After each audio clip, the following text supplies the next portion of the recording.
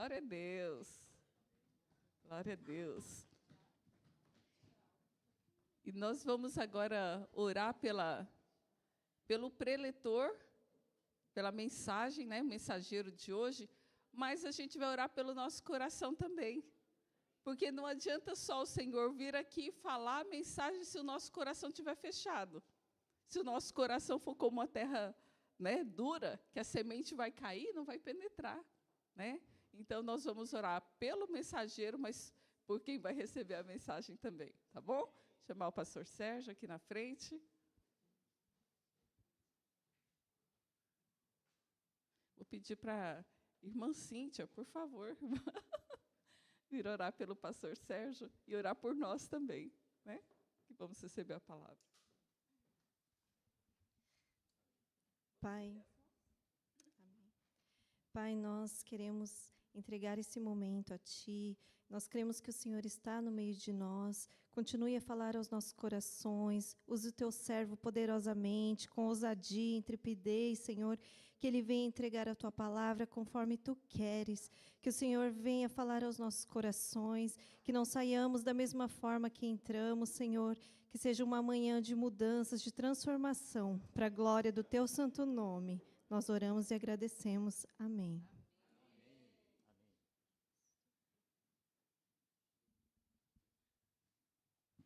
Graça e paz, irmãos. Glória a Deus pelo privilégio de a gente estar juntos, mais um domingo aqui reunidos como igreja. Igreja somos nós. A casa do Senhor é o santuário do Espírito Santo, Ele habita em nós. Estamos aqui reunidos para adorá-lo. E tão preciosa essa mensagem do louvor, né, irmãos? A gente precisa fixar os nossos olhos em Deus. A Bíblia diz, não atentando naquilo que se vê, porque aquilo que se vê é temporário, vai passar. Mas o que não se vê é eterno. A gente precisa, de fato, ter os olhos em Deus. Atentar significa não só olhar, mas aonde a gente tem colocado a nossa atenção. É claro que não está dizendo para a gente não dar valor nenhum para o trabalho, para as coisas aqui da terra. Sim, é a maneira que Deus nos traz, inclusive, de nos abençoar. Mas os nossos olhos não podem estar aqui. Não pode estar no trabalho, no recurso material, e também não nos problemas, não nas lutas, como a gente ouviu, né, o Neto colocar, mas os olhos em Deus, porque Deus jamais falha. E toda vez que a gente olhar para Deus, nós vamos enxergar o amor dele, porque Deus é um Deus de amor. Louvado seja Deus por isso, irmãos. Hoje nós vamos abrir um texto, enquanto está sendo acertado aqui a projeção. Eu convido você a abrir o texto da palavra de Deus. Nós vamos ler Lucas, capítulo 5. Lucas 5, de 36 a 39. Duas parábolas que Jesus conta, bem semelhantes. Na verdade, as duas trazem a mesma lição. Lucas 5, de 36 a 39. Eu vou fazer a leitura, você acompanhe na sua Bíblia, no seu aplicativo de Bíblia, essas palavras de Jesus. Também lhes contou uma parábola. Ninguém tira um pedaço de roupa nova para colocar sobre a roupa velha, pois se o fizer, rasgará a roupa nova, e além disso, o remendo da roupa nova não combinará com a roupa velha. E ninguém põe vinho novo em odres velhos, porque se fizer isso, o vinho novo romperá os odres, o vinho se derramará e os odres se estragarão. Pelo contrário, o vinho novo deve ser posto em odres novos. E ninguém, tendo bebido o vinho velho, prefere o novo, porque diz, o velho é excelente. Irmãos, primeiro nós vamos entender qual é a lição central dessa parábola, e depois nós vamos aplicar, na verdade, as nossas vidas, mas sobretudo também nós vamos aplicar à nossa igreja, esse ensino de Jesus, né? Então, uma parábola de coisas do cotidiano, as duas falam a mesma coisa. Nós vamos dar um foco maior na segunda parábola, já que ambas falam da mesma situação, trazem a mesma lição. E o que Jesus está dizendo aqui Era algo que todo mundo da época sabia, porque a Palestina, ali, aquele local, um dos produtos bem comuns é uva. Então, o vinho é uma bebida comum, era uma bebida comum no tempo de Jesus, inclusive que Jesus usou para instituir a ceia do Senhor, né? Então, todo mundo sabia que, é claro, você não pega um vinho que acabou de ser as uvas esmagadas lá no lagar, o pessoal pisava em cima ali, né? Talvez você já tenha visto isso em filme, né? E era guardado. Esses odres, que eram? Eram vasilhas de couro, né? Como se fosse um saco de couro, onde era guardado o vinho, porque o vinho ele precisa ser deixado um tempo para ser fermentado e virar vinho, né? Então era assim que se fazia. Todo mundo sabia, claro. Você não pode pegar um vinho, um suco de uva ali que vai se tornar vinho recém pisado ali, novo, e colocar numa vasilha de couro velho. Por quê? Porque, obviamente, né, na fermentação aumenta a pressão, etc. e tal, e já está velho, vai se romper, vai perder o vinho, vai perder também o odre é essa vasilha, né? Lógico, vinho novo tem que ser colocado em odres novos. Então, uma coisa do cotidiano. O que será que Jesus quis dizer com tudo isso, né? Essa história de vinho, de odres. Olha, uma dica muito importante para você interpretar bem qualquer texto da Bíblia é você olhar o contexto. O que está acontecendo, quando é que Jesus contou essa parábola, para quem Jesus contou a parábola, né?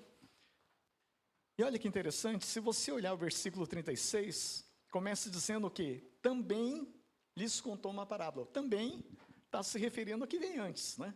Então, o que vem logo antes, versículos 33 a 35, o que está acontecendo?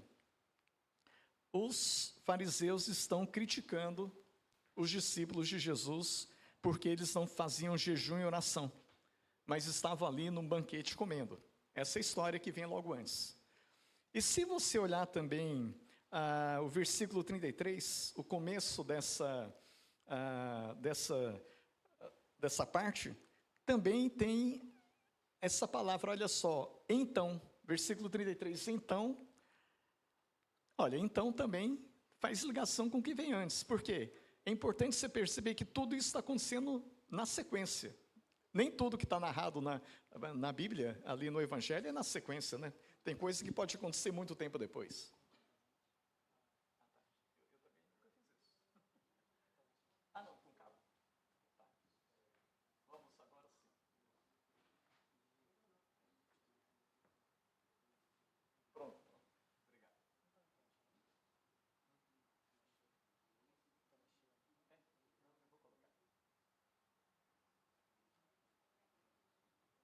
Pronto, tem hora que o slide mais atrapalha que ajuda, né? Mas de agora em diante vai ajudar todos nós aqui, né?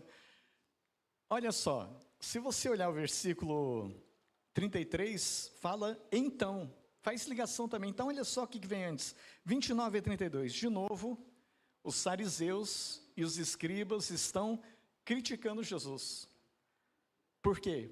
Porque eles estavam comendo com pessoas de má fama na época, né?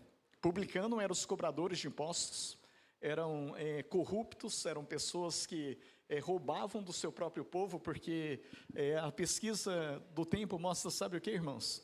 Que o governo de Roma conversava com alguns do povo que tinha sido invadido, no caso o povo judeu, para virar o cobrador de imposto. Roma permitia que uma estrutura do povo invadido funcionasse. Por isso havia o sinédrio, havia tudo isso. Mas Roma impunha um imposto que toda pessoa tinha que pagar. E sabe qual era o salário do cobrador de imposto? Você decide. É assim, olha, para nós você vai passar tanto, quanto você vai cobrar, o que você cobrar mais é seu salário, né? Então, além deles serem corruptos e roubarem o povo, eles eram inimigos, né? E também pecadores no geral. Então, irmãos, olha só, vamos entender aqui, que parábola Jesus contou? Para quem? Jesus contou para os fariseus. Em que situação que Jesus conta essa parábola? Os fariseus estão criticando Jesus, criticando os discípulos de Jesus, por tabela Jesus. Os fariseus estão dizendo assim, puxa vida, né, tem esse banquete aí que Mateus deu aí na casa dele, está cheio de pecador, como é que o Senhor e os seus discípulos estão comendo junto? porque eles não faziam isso. E em seguida ele chega para os discípulos e diz: olha, os nossos discípulos jejuam 2 vezes por semana. O pessoal jejua. Os discípulos de João Batista também jejuam. Mas vocês estão aí nesse banquete, vocês não têm vergonha, vocês não praticam jejum, como a Bíblia diz, enfim. E aí, respondendo essas coisas, Jesus... O que Jesus estava querendo dizer, irmãos? Jesus estava querendo dizer o seguinte: olha, a estrutura atual de pensamento dentro da sinagoga, do judaísmo, tem princípios, tem valores, tem prática dos fariseus. Está falando para os fariseus: vocês têm os seus princípios, têm os seus valores, têm as suas práticas, como isso que vocês estão me criticando. Isso daí é o odre velho. Eu estou vindo com um vinho novo. Eu estou vindo com novas práticas, novos princípios. Eu estou vindo com novos valores. Se vocês não trocarem, mudarem de cabeça, né, não estiverem dispostos a abrir mão dessa estrutura velha, desse odre velho, não vai adiantar. O vinho novo não vai servir para vocês, porque vai arrebentar o odre e não vai sobrar nada. Então Jesus está dizendo: olha, vocês precisam se tornar odres novos, vocês precisam abrir mão de todas essas ideias que vocês estão tendo, ouvir o que eu estou ensinando, porque Jesus, ele não estava indo contra o que Deus disse no Antigo Testamento, ele estava cumprindo, mas os fariseus, tão arraigados que estavam naquelas práticas, naquelas ideias, eles não tiveram condições de se abrir para Jesus e ouvir. E, infelizmente, o resto da narrativa do Evangelho vai mostrar, e do livro de Atos, que na sua maioria não se abriram. Na sua maioria permaneceram fechados e perderam o vinho novo do Evangelho. Então, quem mais perseguiu Jesus e os discípulos? Os fariseus, os escribas, os líderes religiosos do judaísmo. Eu quero chamar atenção a isso porque é muito importante, irmãos. Quem que no tempo de Jesus mais buscava a Deus, mais conhecia da Bíblia, mais estudava a palavra de Deus, mais orava? De todo o pessoal que estava ali, quem que mais fazia isso?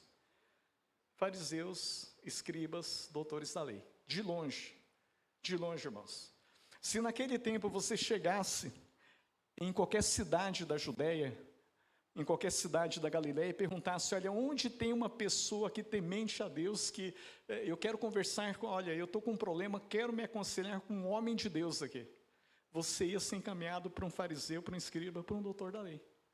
Porque eles estavam levando a sério da maneira deles. Sabe por que isso é importante? Porque toda vez que então você ver na Bíblia alguma coisa falando sobre fariseu, escriba, doutor da lei, quem no nosso tempo, no dia que a gente vive, mais pode ser escriba, fariseu e doutor da lei? Irmãos, somos nós que estamos aqui dentro, tá?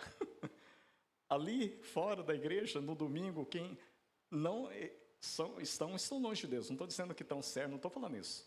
Mas eles não têm um risco nenhum. Eles não correm nenhum risco de ser escriba, fariseu, doutor da lei. Eu vou falar mais. Quem mais corre o risco aqui de ser escriba, doutor da lei, sou eu. Porque, além disso, eu sou pastor aqui, né?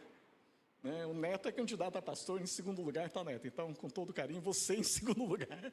Os irmãos estão percebendo? O que eu estou querendo dizer? Eu estou querendo dizer que essa palavra não é para o pessoal de fora. Não é para quem não está nem aí com Deus. Aí há outras palavras que Jesus diz. Mas essa palavra é um alerta, porque nos nossos dias, quem pode estar com odres velhos, agarrados a eles e dizendo: não vou mudar, não vou abrir mão? É eu e você. E inclusive por achar que é que Deus está querendo, tá? Inclusive por achar que é o certo. Inclusive por achar que é zelo para com Deus. Claro que houve exceções, né? Nicodemos é uma exceção, se abriu. Aí teve aquela conversa na calada da noite, ele não teve coragem durante o dia. Ia comprometer, ele era um dos líderes, ele era do Sinédrio, né? Mas ele foi à noite e conversou. Paulo era um fariseu, né? Ele era um perseguidor, ele tinha tanta convicção que ele perseguia, mas Jesus o alcançou e ele se abriu. Ele poderia ter ter negado quando aquilo aconteceu no caminho de Damasco. Ele poderia ter falado, não, isso aqui não vem, deve vir do inimigo, não é possível, porque eu estou seguindo o que Deus quer, mas ele se abriu.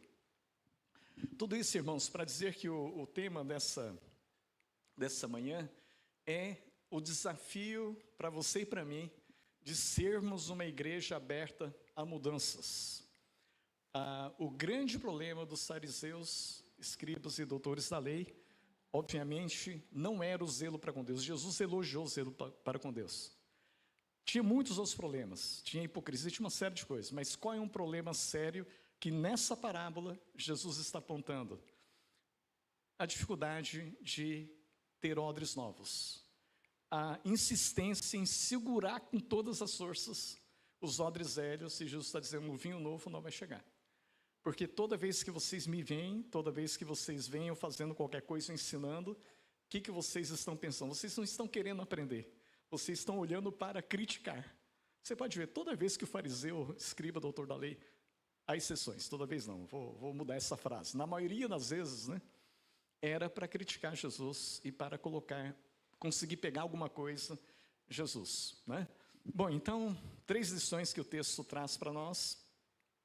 Primeira lição, eu vou começar já pelo último versículo. É um versículo intrigante, porque olha só, Jesus encerra essa parábola dizendo o seguinte: ninguém, tendo bebido vinho velho, prefere o novo, porque diz, o velho é excelente. Jesus pegou uma característica do vinho. Eu não sou conhecedor de vinho, não, né? Já bebi um tempo, sim. Né? Na verdade, eu tinha um cardiologista que falou, olha, é importante você beber 100 ml, isso vai ajudar a não ter problemas. Bebi um tempo, mas é tão ruim esse negócio que eu abandonei, não consegui continuar tomando. Né? A Bíblia é muito clara em dizer que não é proibido bebida alcoólica, mas a embriaguez é proibida, né? É um pecado. Mas a bebida em si não é. E Jesus usa o vinho como uma ilustração sobre isso, né? E é bom que a maioria de nós decida não beber mesmo, né? Porque existe até pesquisas que mostram que existe uma genética predisposta ao alcoolismo, né? Isso já está comprovado, que mesmo bebendo pouco, pode ser que a pessoa vai ficar viciada, né? Então, cada um tem que se cuidar nesse sentido. Mas, fechando parênteses, Jesus pega uma característica do vinho, que de fato o vinho, para ficar bom, ele tem que estar envelhecido um tempo. Tanto é que o vinho da safra de 1900 não sei quanto, ele é vendido muito mais caro do que o mesmo vinho do ano passado, retrasado. Porque tem essa questão. Mas olha só, por que chama atenção, irmãos? Porque Jesus está dizendo, eu sou o vinho novo, eu estou trazendo o vinho novo. Nessa parábola, o vinho novo é os princípios, os ensinos dele, é o evangelho que ele está trazendo. Mas ele termina dizendo, mas o pessoal sempre prefere o velho do que o novo. Irmãos, eu me lembro, aí me traz essa memória, não estou dizendo que Jesus está ligando com isso, não é? Mas qual foi o primeiro milagre que Jesus fez? Jesus transformou a água em vinho no casamento. E por que foi impressionante para o mestre de cerimônias, o que estava dirigindo aquele casamento? Porque ele chamou o noivo e diz assim, olha, o normal é colocar o vinho bom primeiro, porque tá todo mundo sóbrio, normal, está bebendo, puxa que vinho bom. Aí quando já beberam um bocado, aí coloca o vinho ruim, que ninguém vai desconfiar, né? Ninguém vai nem saber se é bom ou ruim, né? Mas você guardou o vinho melhor por último. Por quê? Porque ele não sabia que aquele vinho novo Jesus tinha acabado de fazer. Jesus tinha transformado, né? Então é claro que o vinho novo de Jesus sempre é melhor. Sempre é melhor que qualquer vinho velho, tá? Mas o que então eu entendo que Jesus quis mostrar aqui? Jesus quis mostrar, irmãos, que é da natureza humana preferir o velho. Em outras palavras, Jesus quis dizer o seguinte, pessoal, é da natureza humana não querer mudar para o novo. Todos nós, seres humanos, e eu vou dizer, a psicologia comprova isso. Todos nós, seres humanos, temos dificuldades com mudanças. A tal ponto, irmãos, que nas grandes empresas, quando tem que ter alguma mudança, é feito todo um planejamento, toda uma estratégia, especialistas vão ver de que forma vou implementar aquela mudança para que a coisa caminhe. Por quê? Porque é natural de você e eu sermos resistentes à mudança. O pessoal, nós, normalmente preferimos o velho, não o novo. E Jesus está dizendo, eu estou trazendo o vinho novo. Irmãos, acho que aqui está uma primeira lição. Você está sendo chamado a superar dificuldades que você tenha com mudanças. Pense um pouquinho na sua vida. Você é uma pessoa... Porque cada um de nós, eu entendo assim, todos nós temos algum grau de dificuldade. Por quê? Porque o velho você já está acostumado. O velho te dá segurança, você faz até às vezes de olho fechado, né? Quando você menos dá conta, por exemplo, o caminho da sua casa, quando você olha, o carro já chegou na sua casa, você não precisa ficar pensando, entra aqui, entra ali. Agora o novo não, o novo vai dar certo, não vai, puxa, vou ter que aprender isso, vai trazer um esforço, enfim, traz uma insegurança. Mas eu entendo, Jesus está dizendo, olha, não se agarre ao odre velho, esteja aberto para o odre novo. Então todos nós temos algum grau de dificuldade. Se você é uma pessoa que tem muita dificuldade para mudança, essa palavra é para você, para mim, é para todos nós aqui, né? Mas talvez você esteja pensando, pastor, mas uma parábola sobre o vinho, e será que daí dá para tirar essa lição e dizer que é um princípio da palavra de Deus, que eu tenho que estar aberto à mudança? Que história é essa, né? Então, eu vou te levar a pensar na Bíblia como um todo. Qual é a proposta de Jesus para você e para mim? Uma forma de explicar isso é a gente ser discípulo dele, que, aliás, é a ênfase que a gente tem dado em nossa igreja, né? A grande comissão é ser discípulo e fazer discípulo. O que é ser discípulo de Jesus? É cada dia mais se parecer com ele. É uma forma simples de falar. O que é o processo de discipulado? É você se parecer cada dia mais com Jesus. Irmão, sabe qual o processo chave, o processo essencial no processo de discipulado? Mudança. Porque, em outras palavras, o que Deus quer de você e de mim? Aquilo que não está parecido com Jesus, eu tenho que abandonar. Aquilo que eu sei que Jesus não quer, que é pecado, ele não quer que eu faça aquilo, e eu vou me arrepender, e vou dizer, não quero. E aquilo que é parecido com Jesus, eu quero ser assim, eu vou mudar a minha vida, eu vou, com a graça de Deus, na verdade é Deus que vai me mudando, mas Deus vai me mudando se eu me abrir à mudança. Deus não faz na marra, Ele respeita a sua decisão. Então, irmãos, no âmago do ser cristão está o processo de mudança. Está o processo de mudança. Eu já contei isso outras vezes, mas um tempo atrás eu descobri que eu era um péssimo discípulo de Jesus. Eu uso essa palavra sem medo de estar errado, né? Sabe por quê? Porque eu não estava no processo de mudança. A minha vida estava numa linha reta. Eu não estava crescendo para ser semelhante a Jesus. Já contei isso? É porque eu achava que, claro, igual a Jesus ninguém é, né? Mas eu acho que eu olho assim, puxa, acho que eu estou com nota azul. Não tem nada abaixo de 5, assim, no vermelho que eu tenho aqui. Então está tudo bem. Não, o que é isso? Se a minha vida não está mudando, se a sua vida não está mudando, você não tem nota azul como discípulo de Jesus, né? Porque o que Jesus vê não é em que nível que você está. O que Jesus vê é se você está numa ascendente. Porque o discípulo, ele está cada dia mais parecendo com Jesus. É claro, se você já está igualzinho a Jesus, então pronto, aí realmente, né, já chegou lá. Né? Mas a Bíblia diz, não, a gente só vai chegar lá na eternidade. Né? Só na eternidade. Então aqui, a gente precisa estar em processo de mudança. Igreja é a mesma coisa, irmãos. Será que a nossa igreja é 100% como Jesus quer? Se Jesus escrevesse uma das 7 cartas, né? Então, a 8ª carta do Apocalipse, a igreja Rony de Toyorhashi. Conheço as tuas obras, você é nota 10 nisso, naquilo, não teria nada que ele diria, olha, mas eu tenho contra você isso aqui, olha, isso aqui precisa crescer, isso precisa mudar, é claro que sim. Então, olha só, se a nossa vida não está exatamente como Deus quer, e é claro, em nenhuma área, então, em todas as áreas da minha vida, eu preciso mudar. Claro que eu não vou conseguir em todas as áreas, vou ter que focar algumas coisas, a cada tempo alguma coisa, né? Sim, nossa igreja, todas as áreas, evangelização, receber pessoas, amor, cuidado uns com os outros, Tem alguma área que é nota 10 está perfeito? Claro que não, vai estar só na eternidade. Então, também em todas as áreas a gente tem que estar aberto à mudança. Por quê? Porque é o que Jesus falou. O que eu tenho para vocês sempre é o vinho novo.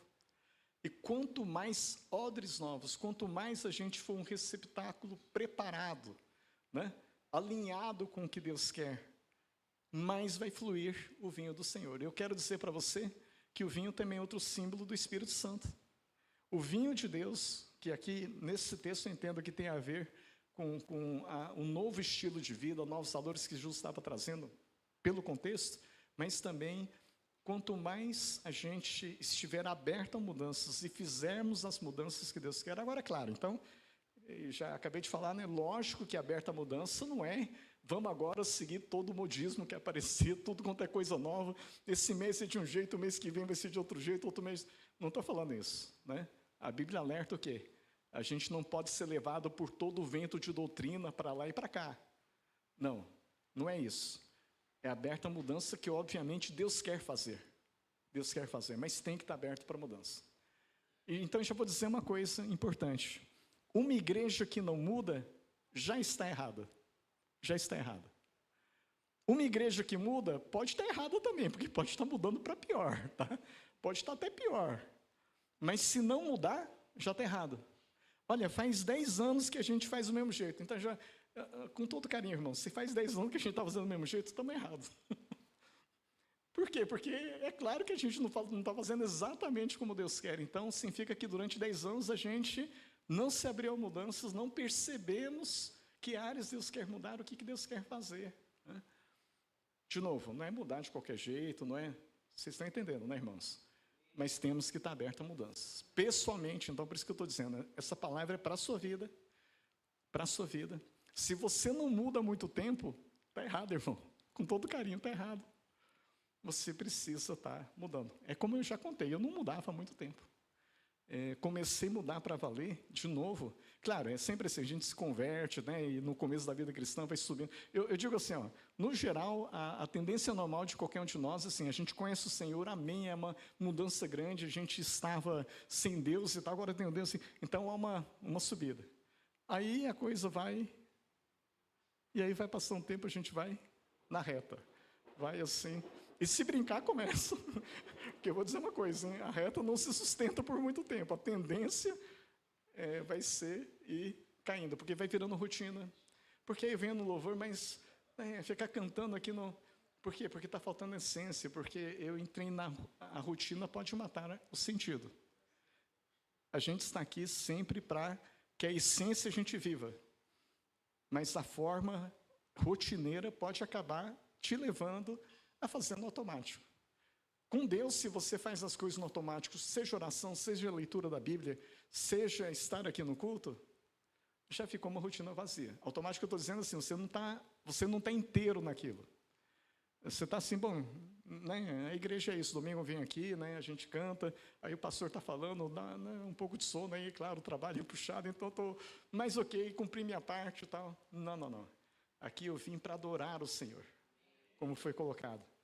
Não vim para assistir um culto, eu vim para cultuar o Senhor. Aqui, eu não vim para ouvir uma mensagem do pastor, eu vim para ouvir Deus na palavra dele, usando o pastor falível, cheio de problemas, mas Deus usa qualquer um de nós.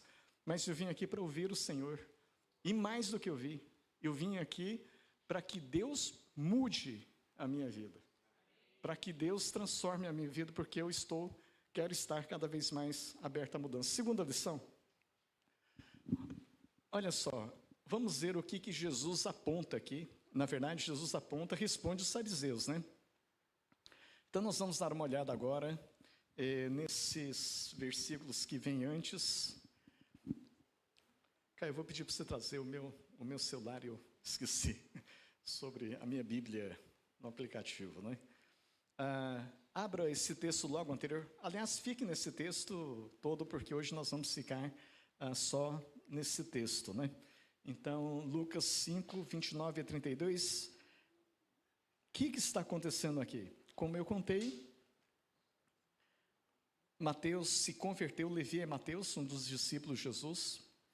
Ele era cobrador de imposto. Agora eu quero dizer para você que era um cargo extremamente cobiçado, porque o cobrador de imposto era rico, por causa da corrupção, mas ele era uma pessoa rica, então era muito cobiçado, mas era odiado pelo povo. Mas estava lá, na coletoria, Jesus passa e fala, chama ele para ser discípulo, ele abandona o cargo dele, os lucros, tudo, e ele decide seguir a Jesus. E antes, o que ele faz? Ele dá uma festa. Ele chama os seus amigos e diz, olha, estou mudando de vida. Encontrei a pessoa que vale a pena viver para ele. Encontrei alguém que vale a pena abrir mão de tudo e segui-lo. Dá um banquete e chama todo mundo. Quem eram os amigos de Mateus? Os corruptos ladrões cobradores de imposto. Então, imagina assim, era uma reunião de gente corrupta da Receita, com todo carinho, né, Receita Federal, mas só para você entender o que seria nos nossos dias, né, cobrador de imposto, mas o pessoal corrupto e tal. E claro, Mateus era do mundo, como a gente fala, né? Então, os amigos dele eram gente, né, nem um pouco recomendável. Um fariseu, um doutor da lei, um escriba, jamais estaria naquela festança com os pecadores. E lá estava Jesus e seus discípulos.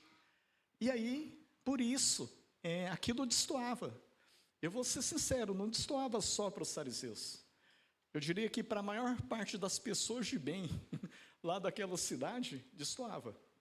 Destoava ver uma pessoa tão reconhecida como Jesus, como naquele tempo, poucos entendiam que ele era o Filho de Deus, o Messias, mas um rabino respeitado, que tinha um ensino tremendo da palavra de Deus, multidões seguiam no meio daquela festa. No meio daquela festa. E vem esse questionamento. Primeira pergunta. O Antigo Testamento, a Bíblia daquele tempo dizia, não é para ficar, não pode participar de festa com os pecadores, de um jantar com os pecadores? Não, não dizia. Tudo bem que talvez você possa lembrar do Salmo 1 que diz assim, olha, não se assente com os escarnecedores, mas esse texto significa, tem uma roda ali fofocando, falando mal de alguém, você senta junto e passa a falar mal também, passa a sentar a roda dos escarnecedores, significa isso, não significa estar junto numa refeição. Então, olha só, não era um mandamento bíblico, era uma tradição dos fariseus, era uma tradição dos fariseus, era um costume que eles tinham. Por que Jesus estava ali? Olha só a resposta que Jesus dá. Jesus chega e diz assim, olha, quem está bem de saúde, os sãos, não precisam de médico. Quem precisa de médico são os doentes. Eu não vim chamar justos, mas eu vim chamar pecadores para se arrepender. Jesus está dizendo assim, olha, se eu sou médico e vim para curar, eu tenho que estar junto de quem está doente. Eu não vou, se eu ficar só entre os que estão com saúde, puxa, que médico é esse que não atende quem precisa? Se eu vim chamar pessoas que estão no pecado para se arrependerem e crerem em mim, como é que eu vou fazer isso se eu não estou com eles? Se eu não estou com eles? Então faz todo sentido o que Jesus está dizendo, né? E um dos problemas dos fariseus era isso. Como eles se separavam de todos, eles se sentiam assim, nós somos mais santos do que vocês. Então a gente está um degrau acima, a gente não vai se sujar descendo o degrau com vocês. Então, por isso que não alcançavam pessoas, por isso que dificilmente alguém queria ser discípulo. Por quê? Porque eles estavam afastados. Mas tinha aqui uma segunda mensagem, irmãos. Será que aqueles fariseus, escribas e doutores da lei, eles eram os com saúde? Será que eles eram justos? Não, pelo contrário. Eles foram os que não receberam Jesus até o fim. Então, Jesus também queria dizer, olha, na verdade, vocês não estão se percebendo, mas vocês também são pecadores como todos. Esse é um ensino importantíssimo da palavra de Deus, irmãos. Todos nós somos pecadores. Tudo bem que eu posso não cometer o pecado de corrupção roubalheira que o fiscal da Receita faz, né? Eu posso não cometer o pecado que aquele outro que não conhece a Jesus, está aqui fora da igreja, não segue a Jesus faz, mas eu e você sabemos que a gente está em crescimento. A igreja é um grupo de pessoas que se arrependeram mas que não são perfeitas, né? Então, para quem está chegando na igreja, eu já digo, olha, na igreja, de vez em quando, infelizmente, você vai ver coisas assim que pode ser que você se escandalize. Está correto acontecer isso? Não, Deus não quer isso não, e a gente está querendo crescer. Mas eu estou em crescimento, você está em crescimento, todos nós estamos em crescimento, né? Então, também tem essa mensagem para os fariseus, que infelizmente eles não entenderam. Lógico que ninguém são, todos precisam de Jesus. Lógico que ninguém é justo, é 100% correto, todo mundo precisa se arrepender dos seus pecados, né? Mas aqueles estavam se arrependendo. Levi se arrependeu, né? Levi, publicano, corrupto, Jesus chamou, se arrependeu, largou tudo e foi seguir. Olha, primeira coisa importante, irmãos, o que era o odre velho dos fariseus e que Jesus está apontando e dizendo, olha, esse é um odre velho, se vocês não abrirem mão, o vinho novo meu não vai chegar até vocês, era a tradição humana. Não se apegue à tradição. A tradição em si não está errada, tá? Não está errada. O problema é se apegar a ela. Por exemplo, eu vou falar algumas coisas. É princípio bíblico ou é tradição humana que a gente tem o culto domingo de manhã aqui na igreja? Tradição humana. Está na Bíblia isso? Não está. Adorar a Deus? Sim. Adorar a Deus, cultuar, isso é bíblico. Agora, domingo à noite, de manhã aqui, domingo de manhã, não, isso é a tradição nossa. Então tem que acabar com isso. Não. A tradição em si não está errada. O problema é se eu me apegar e dizer, e se algum dia Deus quiser que o culto mude para tarde, a gente dizer, não, porque desde que essa igreja foi fundada, e não é verdade, hein? Quando a igreja foi fundada e eu fui pastor, o culto era tarde, né? Mas sim, desde que eu estou aqui nessa igreja, sempre foi às 10h10. Aliás, é engraçado, né? É interessante esse horário, 10h10, né? Mas, enfim, sempre foi às 10h10, não pode ser à tarde. Não, peraí. Aí eu vou estar agarrado a um odre velho. Não estou dizendo que odre velho, culto de manhã. Mas se eu me agarrar, e se algum dia Deus quiser mudar isso, e não, aí se torna um odre velho. Porque aí eu estou apegado à tradição. Não, a gente tem que se apegar à palavra de Deus. Se apegar à palavra de Deus. A palavra de Deus é eterna e imutável. Tradição tem o seu lugar. Tem o porquê. Mas não é uma coisa imutável, né? Não é uma coisa imutável. E por aí vai. Obviamente, já vou até dizer uma coisa. Quase tudo que se refere à forma tem a ver com tradição. Não tem a ver com o princípio da palavra. Ok, mas aí nós vamos justamente para esse ponto agora. Olha só, então, agora o segundo episódio que, de novo, os fariseus criticam os discípulos de Jesus, mas, por tabela, a crítica é para Jesus. Versículos 33 a 35, o que está acontecendo aqui? Aqui o problema era jejum e oração. E o questionamento é aquele que eu falei. Os nossos discípulos de João, fazem jejum e oração. E você e os seus discípulos estão nessa festança, nesse banquete aí, com os pecadores, né? Com os pecadores. Esse é o questionamento. E agora, hein, irmãos? Jejum e oração é bíblico ou é tradição? É bíblico. Então agora não é mais um problema de tradição. Não, a Bíblia diz que a gente deve orar e também jejuar. Jejuar é importante a gente entender que não existe um mandamento direto.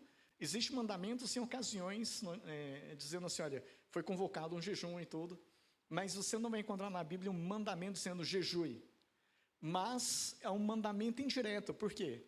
Porque no maior ensino registrado na Bíblia de Jesus, as bem-aventuranças, Jesus ensinou sobre o jejum.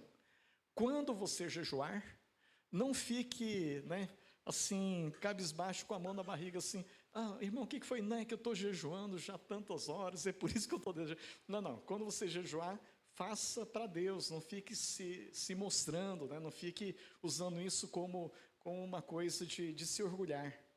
Ora, se Jesus ensina como jejuar, lógico que está implícito que é para jejuar, né? E aqui nesse texto tem essa outra fala de Jesus que deixa claro sobre isso. Qual é a resposta de Jesus para isso? Será que vocês podem fazer com que os convidados para o casamento jejuem enquanto o noivo está com eles? No entanto, virão dias em que o noivo será tirado, então naqueles dias eles vão jejuar. Jesus, ele usa de novo uma figura do cotidiano. Será que é de bom senso? No dia do a nossa família tem um casamento, a nossa filha vai se casar, então vamos marcar um jejum. Nessa semana é um jejum até depois do casamento. Aí a festa, não, na festa a gente vai celebrar, tá, mas ninguém vai comer nada, porque nós estamos em jejum. Não, é claro, o bom senso diz, não, faz o jejum em outra hora, para que isso? Vamos celebrar com alegria, vamos comer junto com o pessoal, qual o problema, né?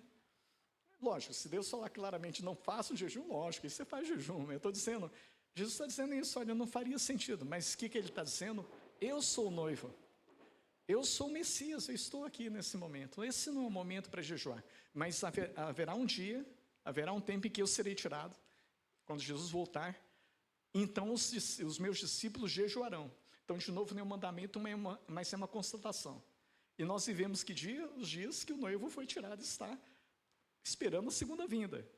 Então, nós jejuaremos. Vocês estão percebendo, não há um mandamento, mas há uma clareza. Então, jejum e oração é bíblico. Então, aqui não é mais uma questão de tradição. Mas o que é aqui? Aqui é insistir em obedecer um princípio da Bíblia em determinada forma. No caso, tem que ser agora. Não pode ter esse banquete. Tinha que estar jejuando agora, porque os fariseus estabeleciam 2 dias na semana de jejum. Vai que aquele dia, né? Vamos supor que era terça e quinta, né? Sei lá, terça e quinta é dia de jejum. Aí aquele banquete era na quinta-feira. Né? Não, tinha que estar jejuando, quinta-feira é o dia do jejum. Não, mas peraí, né? Mesmo vamos supor que Jesus e os discípulos até cumprissem isso naquele tempo.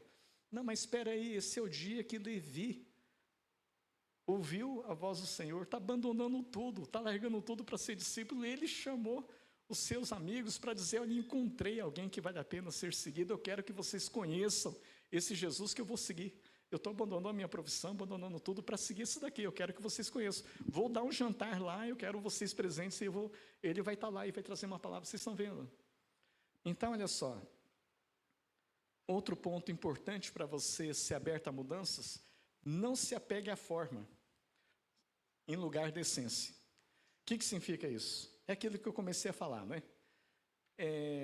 A essência é o princípio da Bíblia imutável, né? Por exemplo, a essência é adorar o Senhor. E com cânticos, na Bíblia você vai ver com cânticos, mas também com a minha vida, com as minhas ações, com os meus atos, né?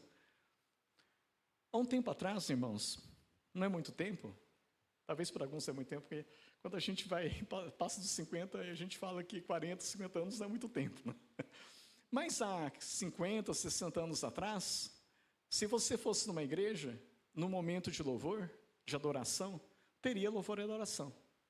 Mas não seria desse jeito que a gente tem hoje, não. Não teria nenhum dos instrumentos que estão aqui, ó. Nenhum desses aqui teria. Teria teclado, não tinha teclado, teria um órgão. Na verdade, o instrumento padrão era um órgão. Assim, o piano não tem um órgão, tá bom, o piano ainda vai. E naquele tempo, irmãos, se alguém da mocidade dissesse, pastor, eu estava pensando em esse hino 533 aqui do Inário, a gente cantar com uma guitarra. Que é isso, guitarra? Sabe por quê, irmãos? Porque naquele tempo a guitarra estava associada ao rock, ao movimento Woodstock, ao movimento hippie, paz e amor, né? a sexo livre, a tudo quanto é tipo de pecado. O uso de drogas, né? Guitarra estava associada a isso. Os irmãos estão vendo? É uma questão de forma. Então, naquele tempo, e não foi fácil, irmãos. Foi uma caminhada para entender, não, dá para sim usar a guitarra. Né? O inimigo não é dono desse instrumento musical. Né? Nós também podemos usar para adorar o Senhor, não para fazer a baderna, uso de droga e tudo isso, não. Mas para divulgar a mensagem de Deus que vai... Esse estilo de música alcança mais os jovens. como eu, né? Eu era um jovem naquele tempo, né? Nem tinha nascido em 60, tá? Mas 40 anos atrás a gente era jovem. Então, começou a ter os grupos de louvor, porque na igreja onde eu cresci, não o hino era só de criança, tá? Inclusive a palavra era corinho, né? Acho que vários já ouviram essa palavra, corinho. Por que era um corinho? Porque era de criança, tá, irmãos? Adulto era hino, né? Adulto era hino, né, com piano, as igrejas mais avançadas, né? Não, a gente não pode, tudo isso é forma, a essência é adorar. A forma a gente tem que estar aberto. Nós temos que estar abertos a diferentes formas que Deus quer trazer. Isso vale para a sua vida, isso vale para a igreja. Então, de novo, se você é uma pessoa fechada a mudança, e vou dizer, todos nós em algum nível somos. Deus quer que você ore, que você medite sobre isso, e peça, Senhor, me ajude a superar essa dificuldade com mudança. Me faz uma pessoa mais flexível. Me faz alguém que, se o Senhor chegasse naquele tempo, eu não seria da turma que só vivia criticando porque não faz igual a gente sempre aprendeu, a gente sempre fez.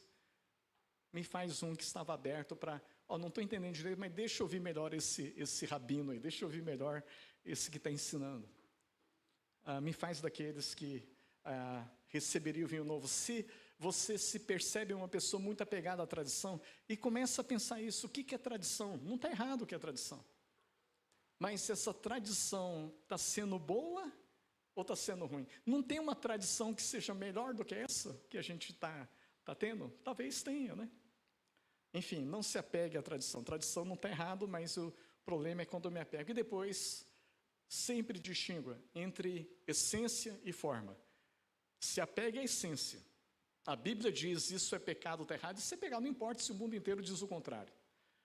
Princípio da Bíblia, você não abre mão. Mas forma tem que ser flexível. E assim que o vinho novo de Deus flua cada vez mais na sua vida e nossa igreja. Nós estamos vivendo um momento, eu diria, especial. Eu entendo que Deus é um Deus que usa situações que Ele não queria que acontecesse. Eu quero ser bem claro, né? Deus nunca quer que situação nenhuma de pecado aconteça, tá, irmãos? Então a ideia é que não Deus quis que tal coisa, se é pecado, Deus não queria. Mas Ele permite por quê? Porque Ele permite a livre escolha das pessoas. Então você e eu somos livres para obedecer a Deus, amém? Ou, infelizmente, também somos livres para não obedecer. Mas Deus é um Deus que, mesmo que haja uma situação que não é o que Ele queria, Ele pode usar isso para abençoar. Ele usará isso para abençoar. Nós meditamos, né? Há algumas semanas atrás, no nascimento de Moisés, Deus é o Deus que transforma problemas em bênçãos. Todas as coisas cooperam para o bem daqueles que amam o Senhor. E por isso, irmãos, eu entendo que a gente está num momento especial de uma transição de pastor, né? De liderança. E nesses momentos é tão importante a gente ser aberto a mudanças, né? Vamos agarrar o que é essência, não pode mudar, né? Mas o que é forma, vamos estar abertos a mudar. Para melhor, claro, toda mudança tem que ser para melhor, né? E por isso, na nossa igreja, não é o pastor que decide sozinho o que é o melhor. Se ele acha alguma coisa, ele vai compartilhar com quem? Com a liderança que a igreja elegeu. Que a igreja reconheceu pessoas sérias que estão buscando ouvir Deus e discernir a vontade dEle. Então, alguma coisa que pastor e liderança conversando decidem que é melhor, vamos estar abertos a isso. É esse recado que eu queria dar para vocês. É um momento especial, um momento particular. Isso acontece no Brasil toda vez que há mudanças de nomeação. Isso é uma vantagem, né? A mudança de nomeação é complicada, é difícil. Eu sei que aqui no Japão, né, vocês não viveram isso, ou a grande maioria de vocês não viveram isso, né? A irmã Jane, com todo carinho, né, a nossa irmã que está há muito tempo aqui, viveu isso, alguns irmãos viveram isso, né? Mas nas mudanças de nomeação, também são momentos importantes para que Deus faça mudanças para melhor, e a gente precisa estar aberto a isso. Amém. Então nós vamos orar agora, se coloque diante de Deus, pense primeiro na sua vida pessoal. Senhor, há alguma coisa que o Senhor tem me mostrado que na verdade eu preciso mudar, O meu cônjuge tem dito às vezes que eu preciso mudar, mas Senhor, eu estou fechado, eu reconheço, eu me arrependo. Então se arrependa. Tem alguma coisa que hoje você reconhece que é Deus, seja através do seu cônjuge, seja diretamente a você, tem dito para mudar e você está resistente? Mas você, claro, você tem que avaliar, tá, irmão? Mas você reconhece hoje, não, de fato é para melhor. E eu estou resistente, se arrependa. Diga, Senhor, me ajude com essa dificuldade, eu quero superar essa dificuldade de mudança. Então pense na sua vida, pense também na igreja e ore pela igreja. Vamos ter um tempo orando juntos.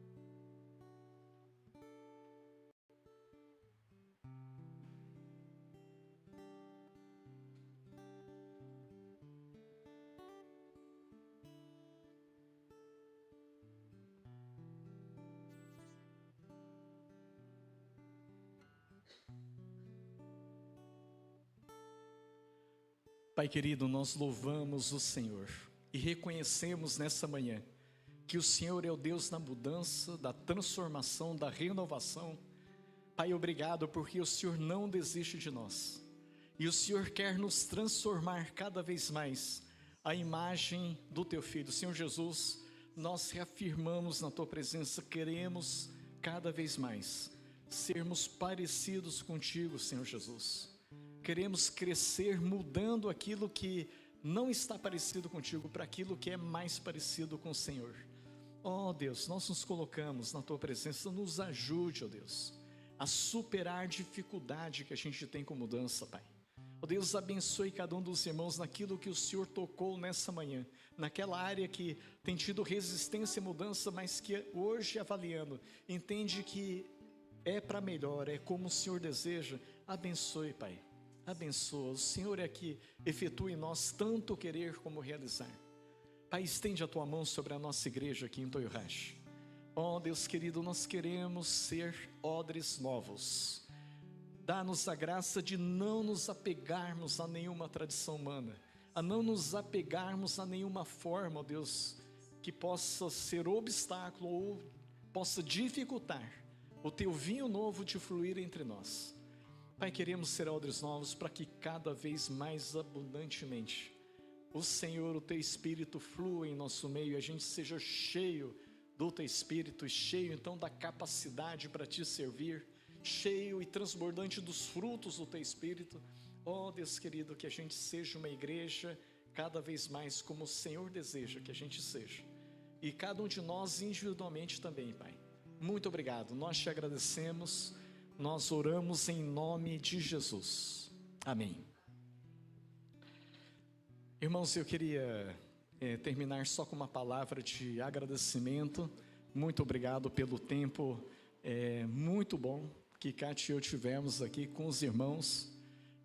Também com os irmãos de Radano, de Yokosuka, com os irmãos aqui do Japão. Nós tivemos esse privilégio de morar e servir aqui por 3 anos. Mas foi lá no comecinho das coisas, né? E naquele tempo eu jamais imaginaria que houvesse uma igreja aqui, que houvesse um local como esse, né? Então eu louvo a Deus, é um privilégio poder ter estado aqui, conhecer um pouquinho mais, pouca coisa, mas nesses contatos também poder conversar um pouco mais com vocês. Então estamos voltando para o Brasil na terça-feira, assim muito felizes mesmo, muito contentes, renovados. Lógico, existe algum cansaço, é verdade, tem coisa acumulada no Brasil me esperando muita coisa, mas de fato eu estou voltando renovado para retomar as coisas lá no Brasil também. Então, nossa expressão de gratidão aos irmãos e gratidão a Deus por essa oportunidade.